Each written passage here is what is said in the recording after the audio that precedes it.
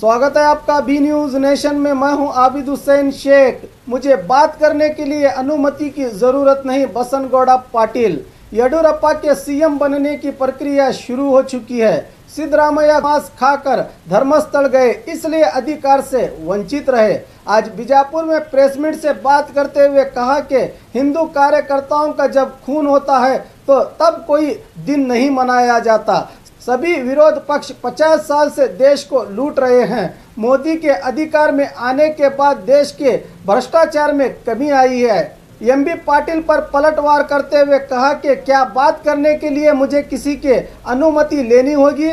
इसी दौरान पत्रकारों की सुरक्षा को लेकर राज्य सरकार से बात करूंगा, कहा बसनगौड़ा पाटिल ने। बीजेपी राज्य कार्यदर्शी रवि कुमार ने कांग्रेस और जेडीएस की सरकार पर आरोप लगाते हुए कहा कि सीएम कुमारस्वामी अपना दिमागी तवाज़ुन खो चुके हैं। पेट्रोल के बढ़ते दामों के लिए मोदी जिम्मेदार नहीं है, कहा रवि कुमार। तारीखु कर्नाटक राज्यद 105 ಪುರಸಭೆ, ನಗರಸಭೆ, ಪಟ್ಟಣ ಪಂಚಾಯತ್, ಮಹಾನಗರ ಪಾಲಿಕೆಗಳಿಗೆ ನಡೆದಂಥ ಚುನಾವಣೆಯ ಫಲಿತಾಂಶ ಬಂದಿದೆ. ಆ ಪ್ರಕಾರವಾಗಿ ಯಾವ ಪಾರ್ಟಿ ಏನು ಅಂತ ಕರ್ನಾಟಕ ರಾಜ್ಯಕ್ಕೆ ಗೊತ್ತಾಗಿದೆ. ಮೊನ್ನೆ ಪತ್ರಿಕಾಗೋಷ್ಠಿಯನ್ನು ಮಾಡಿದಂಥ ದಿನೇಶ್ ಗುಂಡೂರಾವ್ ಅವರು ಮತ್ತು ಮುಖ್ಯಮಂತ್ರಿಗಳು ಅವರು ಏನು ಹೇಳಿದ್ದಾರೆ ಅಂದರೆ, ಕರ್ನಾಟಕ ರಾಜ್ಯದಲ್ಲಿ ಕಾಂಗ್ರೆಸ್ ನಂಬರ್ 1 ಸ್ಥಾನದಲ್ಲಿದೆ ಅಂತ ಹೇಳಿದ್ದಾರೆ. ಮತ್ತು ಮುಖ್ಯಮಂತ್ರಿಗಳು ನಮ್ಮ ಪಕ್ಷ ಇಂಪ್ರೂವ್ಮೆಂಟ್ ಆಗ್ತಾ ಇದೆ ಅಂತ ಹೇಳಿದ್ದಾರೆ. ನಾನಿವತ್ತು ಅವರ ಹೇಳಿಕೆಗಳನ್ನು ಖಂಡಿಸ್ತಾ ಕರ್ನಾಟಕ ರಾಜ್ಯದ ಜನ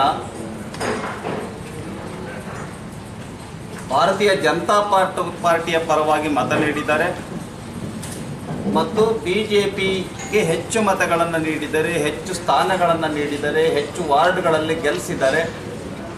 ಕಾಂಗ್ರೆಸ್ಗೆ ಕಡಿಮೆ ವಾರ್ಡ್ಗಳಲ್ಲಿ, ಕಾಂಗ್ರೆಸ್ ಮತ್ತು JDSಗಳಿಗೆ ಕಡಿಮೆ ವಾರ್ಡ್ಗಳಲ್ಲಿ ಗೆಲ್ಲಿಸಿದ್ದಾರೆ ಮತ್ತು ಕಡಿಮೆ ನಗರಸಭೆ, ಪುರಸಭೆ, ಪಟ್ಟಣ ಪಂಚಾಯತ್ಗಳಲ್ಲಿ ಗೆಲ್ಲಿಸಿದ್ದಾರೆ ಅನ್ನುವಂಥ ಅಂಕಿಅಂಶಗಳನ್ನು ತಮಗೆ ನಾನು ಕೊಟ್ಟಿದ್ದೇನೆ. ಉದಾಹರಣೆಗೆ ಅಂಕಿಅಂಶಗಳೇ ಹೇಳೋ ರೀತಿಯಲ್ಲಿ 2013ರಲ್ಲಿ ಕಾಂಗ್ರೆಸ್ಸು 55 ಸ್ಥಾನಗಳಲ್ಲಿ ಅಧಿಕಾರದಲ್ಲಿತ್ತು. ಅದು ಈಗ 32 ಸ್ಥಾನದಲ್ಲಿದೆ. 23 ಸ್ಥಾನಗಳಲ್ಲಿ ಕಾಂಗ್ರೆಸ್ ಸೋತಿದೆ, -23 ಆಗಿದೆ. ಬಿಜೆಪಿ 27 ಸ್ಥಾನದಲ್ಲಿತ್ತು 2013ರಲ್ಲಿ, ಈಗ 32 ಸ್ಥಾನದಲ್ಲಿದೆ, +5 ಸ್ಥಾನಗಳಲ್ಲಿ ನಾವು ಹೆಚ್ಚು ಅಧಿಕಾರದಲ್ಲಿ ಬಂದಿದ್ದೇವೆ. 18.51% ರೈಸ್ ಆಗಿದೆ. JDS 2013ರಲ್ಲಿ 19 ಸ್ಥಾನಗಳಲ್ಲಿ ಅಧಿಕಾರದಲ್ಲಿತ್ತು, ನಗರಸಭೆ, ಪುರಸಭೆ, ಪಟ್ಟಣ ಪಂಚಾಯತ್ಗಳಲ್ಲಿ. ಈಗ 13 ಕಡೆಗಳಲ್ಲಿ ಅಧಿಕಾರದಲ್ಲಿದ್ದಾರೆ, -6 ಆಗಿದೆ. ಅವರಿಗೆ -31.57% ಮೈನಸ್ ಆಗಿದೆ. ಇನ್ನು ವಾರ್ಡ್ಗಳನ್ನು ಲೆಕ್ಕ ಹಾಕೋದಾದರೆ, ಕಾಂಗ್ರೆಸ್ 2013ರಲ್ಲಿ 1064 ವಾರ್ಡ್ಗಳಲ್ಲಿ ಗೆದ್ದಿದ್ರು. ಈ ಸಾರಿ 982 ವಾರ್ಡ್ಗಳಲ್ಲಿ ಗೆದ್ದಿದ್ದಾರೆ. ಅಂದರೆ 82 ವಾರ್ಡ್ಗಳಲ್ಲಿ ಮೈನಸ್ ಆಗಿದೆ ಅವರು. ಅಂದರೆ 7.7 -% ಆಗಿದೆ. ಬಿಜೆಪಿ 715 ಸ್ಥಾನಗಳಲ್ಲಿ ಗೆದ್ದಿದ್ವಿ ನಾವು, ಇವಾಗ 929 ಸ್ಥಾನಗಳನ್ನು ಗೆದ್ದಿದ್ದೇವೆ. +214 ಆಗಿದೆ. 214 ವಾರ್ಡ್ಗಳಲ್ಲಿ ನಾವು ಹೆಚ್ಚು ಗೆದ್ದಿದ್ದೇವೆ. +29.9% ಜಾಸ್ತಿ ಆಗಿದೆ. JDS 403 ಸ್ಥಾನಗಳ 3 ವಾರ್ಡ್ಗಳಲ್ಲಿ ಗೆದ್ದಿದ್ರು, 375 ಈಗ ಗೆದ್ದಿದ್ದಾರೆ, -28 ಆಗಿದೆ, -6.9% ಆಗಿದೆ.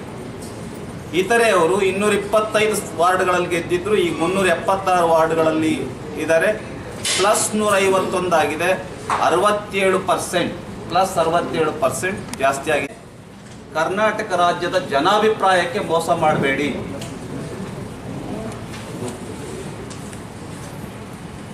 ಕರ್ನಾಟಕ ರಾಜ್ಯದ ಜನಾಭಿಪ್ರಾಯಕ್ಕೆ ದಿನೇಶ್ ಗುಂಡೂರಾವ್ ಅವರು ಮುಖ್ಯಮಂತ್ರಿಗಳು ಮೋಸವನ್ನು ಮಾಡ್ತಾ ಇದ್ದಾರೆ. ಇದನ್ನು ನಾನು ಉಗ್ರವಾಗಿ ಖಂಡಿಸ್ತೇನೆ.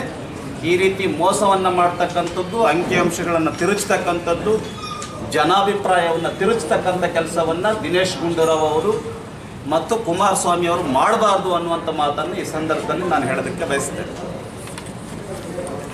ಅದೇ ಥರ ಮಾನ್ಯ ವಿಪಕ್ಷ ನಾಯಕರು ಕರ್ನಾಟಕ ರಾಜ್ಯದ ಆರ್ಥಿಕ ಪರಿಸ್ಥಿತಿಯ ಬಗ್ಗೆ ಶ್ವೇತಪತ್ರವನ್ನು ಹೊರಡಿಸಿ ಅಂತ ಹೇಳಿದರು. ಒಬ್ಬ ವಿಪಕ್ಷ ನಾಯಕರು ಕರ್ನಾಟಕ ರಾಜ್ಯ ಸರ್ಕಾರದ ಬಗ್ಗೆ ಹೇಳಿಕೆಯನ್ನು ಕೊಡ್ಬೋದು, ಮಾತಾಡ್ಬೋದು, ಸರ್ಕಾರದ ಅಭಿಪ್ರಾಯವನ್ನು ಕೇಳ್ಬೋದು, ಅವರಿಗೆಲ್ಲ ಸ್ವಾತಂತ್ರ್ಯ ಇದೆ. ಆದರೆ ವಿಪಕ್ಷ ನಾಯಕರು, ಇಷ್ಟೊಂದು ಅನುಭವ ಇರ್ತಕ್ಕಂಥ ವಿಪಕ್ಷ ನಾಯಕರು ಕರ್ನಾಟಕ ರಾಜ್ಯಕ್ಕೆ ಸಿಕ್ಕಿರ್ತಕ್ಕಂಥದ್ದು ನಮಗೆ ಕರ್ನಾಟಕ ದೃಷ್ಟಿಯಿಂದ ಅತ್ಯಂತ ಒಳ್ಳೆಯ ಸಂಗತಿ. ಆದರೆ ಅವರು ಕೇಳಿರ್ತಕ್ಕಂಥ ಶ್ವೇತಪತ್ರಕ್ಕೆ ಭಾಳ ವ್ಯಂಗ್ಯವಾಗಿರ್ತಕ್ಕಂಥ ಉತ್ತರವನ್ನು ಕೊಟ್ಟಿದ್ದಾರೆ. ಯಾರು? ಕುಮಾರಸ್ವಾಮಿಯವರು. ಏನು ಶ್ವೇತಪತ್ರ? ಅವ್ರಿಗೆ ಬೇಕಾದರೆ ಕೇಸರಿ ಪತ್ರವನ್ನು ಕೊಡೋಣ, ಹಸಿರು ಪತ್ರವನ್ನು ಕೊಡೋಣ, ಅವ್ರಿಗೆ ಯಾವ ಬಣ್ಣದ ಪತ್ರ ಬೇಕೋ ಆ ಬಣ್ಣದ ಪತ್ರ ಕೊಡೋಣ ಅಂತ ಹೇಳ್ತಾ ಇದ್ದಾರೆ. ಹಾಗಾಗಿ ನಾನು ಕುಮಾರಸ್ವಾಮಿ ಅವರಿಗೆ ಕೇಳೋದಕ್ಕೆ ಬಯಸ್ತೇನೆ, ಈ ರೀತಿ ವ್ಯಂಗ್ಯವನ್ನು ಮಾಡೋದನ್ನು, ಈ ರೀತಿ ವ್ಯಂಗ್ಯ ಟೀಕೆಯನ್ನು ಮಾಡ್ತಕ್ಕಂಥದ್ದನ್ನು ಪ್ರಜಾಪ್ರಭುತ್ವಕ್ಕೆ ಶ್ರೇಯಸ್ಸನ್ನು ತರ್ತಕ್ಕಂಥದ್ದಲ್ಲ. ಪ್ರಜಾಪ್ರಭುತ್ವ ಅನ್ನೋದು ನಿಮ್ಮ ಮನೆಯ ಸ್ವತ್ತಲ್ಲ. ಟೀಕೆಗಳನ್ನು ಭಾಳ ರಚನಾತ್ಮಕವಾಗಿ ತೆಗೆದುಕೊಳ್ಬೇಕಾಗುತ್ತೆ. ಇದು ಪ್ರಜಾಪ್ರಭುತ್ವದ ಭಾಳ ಮೂಲಭೂತವಾಗಿರ್ತಕ್ಕಂಥ ಲಕ್ಷಣ ಆಗಿದೆ.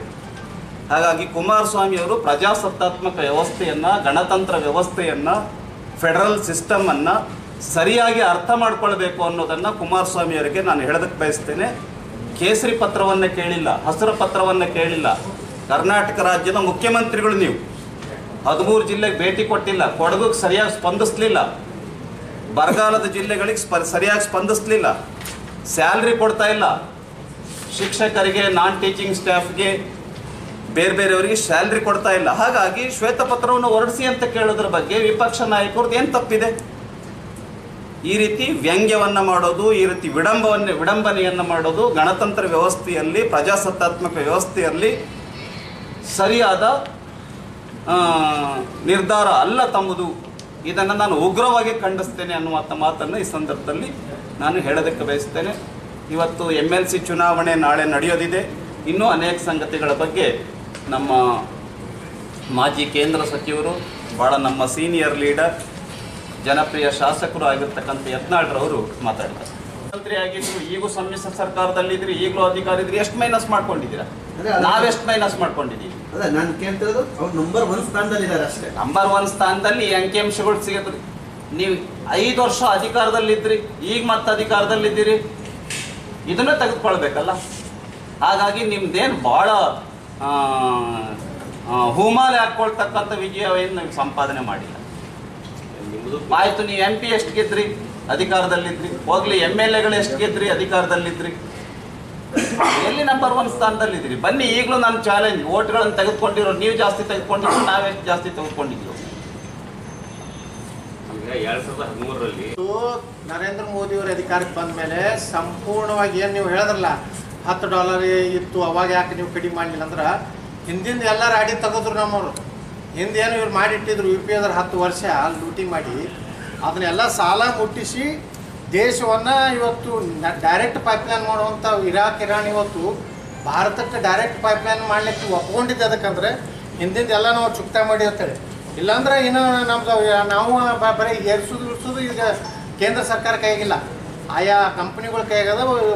ಇಡೀ ಜಾಗತಿಕ ಮಾರುಕಟ್ಟೆ ಆಧಾರದ ಮೇಲೆ ಏರ್ತಾ ಇಳಿತದೆ. ಮತ್ತು ಸಾಕಷ್ಟು ಕಡಿಮೆನೂ ಮಾಡಿದ್ದಾರಲ್ಲ ಮೋದಿಯವರು, ಸಾಕಷ್ಟು ಅವಾಗ ಯಾರೂ ಸ್ವಾಗತ ಮಾಡಿಲ್ಲ. ಮ್ಯಾಕ್ಸಿಮಮ್ ಕಡಿಮೆ 15 ಪೈಸೆ ಅಲ್ರಿ, 10-12 ರೂಪಾಯಿಗಿಂತ ತಳಗೆ ಬಂದಿತ್ತು. ಬಹುಶಃ ನಮ್ಮ ಸ್ವತಂತ್ರ ಭಾರತ ನಂತರ ನಾವು ಪೆಟ್ರೋಲ್ ಡೀಸೆಲ್ ಇಳಿದಿದ್ದನ್ನೇ ನಾವು ನೋಡಿದ್ದಿಲ್ಲ. ಈ 5 ವರ್ಷನಾಗ ಇಳಿದಿದ್ದು ನೋಡಿದ್ವಿ ನಾವು. ಮೊದಲೇನಾಗಿ ತಿಂಗಳಿಗೆ 2-3 ತಿಂಗಳಿಗೆ ಮಾಡ್ತಿದ್ರು, ದಿನ ಏರೋದು ಮಾಡ್ತಿದ್ರು, ಬರ್ತಾಗದು ಮಾಡ್ಬಿಟ್ಟು ಡೇ ಟು ಡೇ ಮಾರ್ಕೆಟ್ ಮ್ಯಾಗ ಹೋಗ್ತತ್ರಿ. ಅದೇನು ಕೇಂದ್ರ ಸರ್ಕಾರ ನೇರವಾಗಿ ಹೊಣೆ ಇರೋದಿಲ್ಲ. ಇಲ್ಲ, ಅದೇ ನಿಮ್ಮ ಸರ್ಕಾರ ಮಾಡಿದ್ದು. ಮೊದಲು 2 ತಿಂಗಳಿಗೆ 3 ತಿಂಗಳಿಗೆ ಒಂದ್ಸಲ ಇಳಿಸೋದು ಡೈಲಿ ಅಲ್ಲಿ ಹೋಗಿ ಪೆಟ್ರೋಲ್ ಅಥವಾ ಡೀಸೆಲ್ ಹಾಕ್ಸೋದ್ನ. ನಮ್ಮ ಸರ್ಕಾರ ಅದನ್ನ ಯಾಕೆ ಜವಾಬ್ದಾರಿ ತಗೋತು ಅಂದ್ರ, ಇವೇ ನಮ್ಮ ನವರತ್ನ ಕಂಪ್ನಿ ಅದಾವ್ರಿ. Indian oil corporation, Bharat petroleum, ನಮ್ಮ ಏನು ದೊಡ್ಡ ಕಂಪ್ನಿ ನವರತ್ನ ಕಂಪ್ನಿ ಅಂತಾರೆ. ಇವು ಇಡೀ ನಮ್ಮ ದೇಶದಲ್ಲಿ ಒಮ್ಮಿನೂ ಲಾಸ್ ಆಗಿಲ್ಲ. ಲಾಭದಾಗಿರುವಂಥ ಕಂಪ್ನಿಗಳನ್ನು ಹಾಳು ಮಾಡಬಾರ್ದು ಅನ್ನೋ ಒಂದೇ ಒಂದು ಉದ್ದೇಶದಿಂದ ಪ್ರಧಾನಮಂತ್ರಿಗಳು ಅವುಗಳಿಗೆ ಅಧಿಕಾರ ಕೊಟ್ಟರು. ನೀವೇ ಜಾಗತಿಕ ಮಾರುಕಟ್ಟೆ ವ್ಯವಸ್ಥೆ ಮೂಲಕ ಅದರಿಂದ ಏನು ನೋಡಿ, ಒಂದು ಸ್ವಲ್ಪ ದೇಶಕ್ಕೆ ಕಷ್ಟ ಬಂದಿರ್ತದೆ, ನಾವು ಎಲ್ಲ ಅನುಭವಿಸ್ಬೇಕು. ಇದು ದೇಶದ ಸಮಸ್ಯೆ. ಅಂತಾರಾಷ್ಟ್ರೀಯ ಮಾರುಕಟ್ಟೆದಾಗ ಇವತ್ತು ನೀವು GDP 8.2 ಬಗ್ಗೆ ಯಾರು ಚರ್ಚೆ ಮಾಡೋದಿಲ್ಲ ಈ ದೇಶನಾಗ. ಚೀನಾ ಹಿಂದಿಕ್ಕಿ ಭಾರತ ಮುಂದೆ ಹೋಗಲಾಕತ್ತದ್ರ ಬಗ್ಗೆ ನಾವು ಅದನ್ನು ದೇಶದ್ದು ಅದ್ರಾಗ ಒಳಗೊಂಡ ತರಕಾರಿ ಮಾರಾಟ ಮಾಡೋಂಗ GDP ಅರ್ಥ ಆಗೋದಿಲ್ಲ. ಅವ್ನಿಗೆ ಏನು ಅರ್ಥ ಆಗ್ತೈತೆ ಅಂದ್ರೆ ನಮ್ಗೆ ಕೊಡೋದು ತಗೊಳ್ಳೋ ಎಷ್ಟು ಖರ್ಚಾಗುತ್ತೆ ಅಂತ ಅವ್ರು ಮಾರ್ಜಿನಲ್ಲೇ ನಮ್ಮ ಅಭ್ಯರ್ಥಿ ಇದು ಆಗ್ತಾರೆ. ಯಾಕಂದ್ರೆ ಇಲ್ಲಿ ಸೆಕೆಂಡ್ ಪ್ರಿಫರೆನ್ಸದ್ದು ಯಾರು ತಲೆಯಾಗಿಲ್ಲ, ಓನ್ಲಿ ಫಸ್ಟ್ ಪ್ರಿಫರೆನ್ಸ್ನೇ ಎಲ್ಲರದು ಇರೋದ್ರಿಂದ ನನಗನ್ನಿಸ್ತದೆ ಇಲ್ಲಿ ಎರಡನೇ ಮತವನ್ನು ಎಣಿಸುವಂಥ ಒಂದು ಸಂದರ್ಭ ಬರಲಿಕ್ಕಿಲ್ಲ ಅಂತೇಳಿ ನನಗನ್ನಿಸ್ತದೆ. ಎಲ್ಲರೂ ಹೆಲ್ಪ್ ನೋಡ್ರಿ, ಈಗ ಅಲ್ಲಿಯವರು ಇಲ್ಲಿ ಹೆಲ್ಪ್ ಮಾಡ್ತಾರೆ, ಇಲ್ಲಿಯವರು ಅಲ್ಲಿ ಹೆಲ್ಪ್ ನಡೀತಾವೆ ರಾಜಕಾರಣದಾಗ. ಇಲ್ಲಿ ನಡೆದ ಹೆಲ್ಪ್ ಮಾಡೋದು ಯಾವುದು ಈ ರಾಜಕಾರಣನೇ ಹಂಗೆ ಐತಿ. ಯಾರಿಗೆ ಮಾಡೋರು, ನಾವು ಏನು ಮಾಡೋರು, ನೀವ್ಯಾರು ಏನು ಮಾಡೋರು ನಡೀತದೆ. ಅದು ಏನು ಆಗ್ತದೆ ಅಂತಿಮವಾಗಿ ಪಂಚಾಯತ್ ಸದಸ್ಯರು, ತಾಲೂಕ್ ಪಂಚಾಯತಿ, ಜಿಲ್ಲಾ ಪಂಚಾಯತ್ ಸದಸ್ಯರು ಮತ ಹಾಕುವಂಥದ್ದು ಇರ್ತದೆ. ನನಗೆ ಅನ್ನಿಸ್ತದೆ ನಿಶ್ಚಿತವಾಗಿಯೂ ಜಾಗೃತರಾಗಿದ್ದಾರೆ. ಇವತ್ತು ರಾಜ್ಯದ ಸರ್ಕಾರದ ಏನು ಡೋಲಾಯಮಾನ ಪರಿಸ್ಥಿತಿ ಇದೆ, ಇಂಥವ್ರಿಗೆ ಮತ ಹಾಕಿದ್ರೆ ಏನು ಮಾಡೋದಪ್ಪ, ಇನ್ನು ಕೆಲವೇ ದಿವಸನಾಗ BJP ಸರ್ಕಾರ ಬರೋದು, ಅದಕ್ಕೊಂದು ರೀತಿ ಆಶೀರ್ವಾದ ಮಾಡಬೇಕು ಅನ್ನೋಂಥದ್ದು ಬಹುತೇಕ ನಾನು ಅಡ್ಡಾಡಿದಂಥ ಏನು ಜನಪ್ರತಿನಿಧಿಗಳದ ಅವು ಹೆಚ್ಚಾಗಿ ಗ್ರಾಮ ಪಂಚಾಯತಿಯಲ್ಲಿ ಅವರ ಪಕ್ಷಾತೀತನೇ ಇರ್ತಾರೆ. ಯಾವುದೇ ಪಕ್ಷಕ್ಕೆ ಅವ್ರು ಸೀಮಿತ ಇರೋದಿಲ್ಲ. ನಾವು ಹೇಳ್ಕೊತೀವಿ ಅವ್ರು ನಮ್ಮ ಪಾರ್ಟಿ ನಿಮ್ಮ ಪಾರ್ಟಿ ಇರ್ತಾನೆ, ಆದರೆ ಅವ್ರ ಮೇಲೂ ಸಹ ಜಾಗೃತಿ ಇದೆ. ಯಾವನ್ನ ನಾವು ಆಯ್ಕೆ ಮಾಡಬೇಕು ಅನ್ನೋಂಥದ್ದು ನಮಗೆ ಆತ್ಮವಿಶ್ವಾಸ ಇದೆ. ನಿಶ್ಚಿತವಾಗಿ ನಮ್ಮ ಅಭ್ಯರ್ಥಿ ಈ ಚುನಾವಣೆಯಲ್ಲಿ ಗೆಲ್ತಾರೆ. ನಾವು ಕಡೆ ಈ ಸಲ ನೋಡ್ರಿ ಹೆಲ್ಪ್ ಮಾಡುವಂಥ ಪ್ರಶ್ನೆ ಎದುರು ಬರ್ತದೆ. ಇವತ್ತು ನಮ್ಮದು ಪಕ್ಷದ ಶಾಸಕನಾಗಿದ್ದೀನಿ, ಆ ಪಕ್ಷದ ಒಂದು ತತ್ವ ಸಿದ್ಧಾಂತದಾಗೆ ನಾನು ಕೆಲಸ ಮಾಡ್ತಾಯಿದ್ದೀನಿ. ನಾ ಮಾತ್ರ ಈ ಸಲ ಎಲ್ಲಿನೂ ಏನೋ ಯಾವುದೇ ರೀತಿಯಿಂದ ಸಂಶಯ ಬರುವಂಥ ರೀತಿಯಲ್ಲಿ ಎಲ್ಲಿ ನಡ್ಕೊಂಡಿಲ್ಲ. ಇದು ಭಾಳ ತಮ್ಮ ಅಂತರಾತ್ಮದಲ್ಲಿ ಇರಲಿ ಅಂತ ಹೇಳಿ ನಾನು ಮೇಲೆ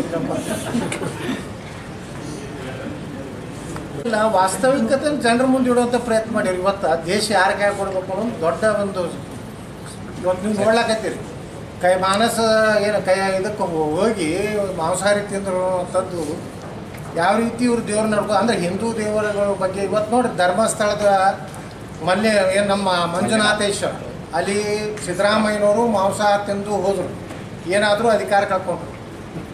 ಈಗ ನಮ್ಮ ರಾಹುಲ್ ಗಾಂಧಿಯವರು ಇದಕ್ಕೆ ಹೋದ್ರು, ಎಲ್ಲಿ ಹೋಗ್ಯಾರಲ್ಲಿ ಮಾನಸ ಸರೋವರ ಅಂದರೆ ಅಧಿಕಾರಕ್ಕೆ ಬರೋದಿಲ್ಲ. ಅದು ಭಾಳ ಸ್ಪಷ್ಟವಾಗಿ ಅವ್ರಿಗೆ ಆ ಪವಿತ್ರತೆಯೇ ಗೊತ್ತಿಲ್ಲ. ಯಾವುದೇ ಒಂದು ದೇವರ ಬಳಿ ಯಾವ ರೀತಿ ನಡ್ಕೋಬೇಕು ಅನ್ನೋಂಥ ಇವತ್ತು ನೋಡಿ ನಮ್ಮ ಪ್ರಧಾನಮಂತ್ರಿಗಳು ನಾಳೆ ನವರಾತ್ರಿಗೆ 9 ದಿವಸ ಬರೀ ನೀರಿನ ಮ್ಯಾಗಿರ್ತಾರೆ.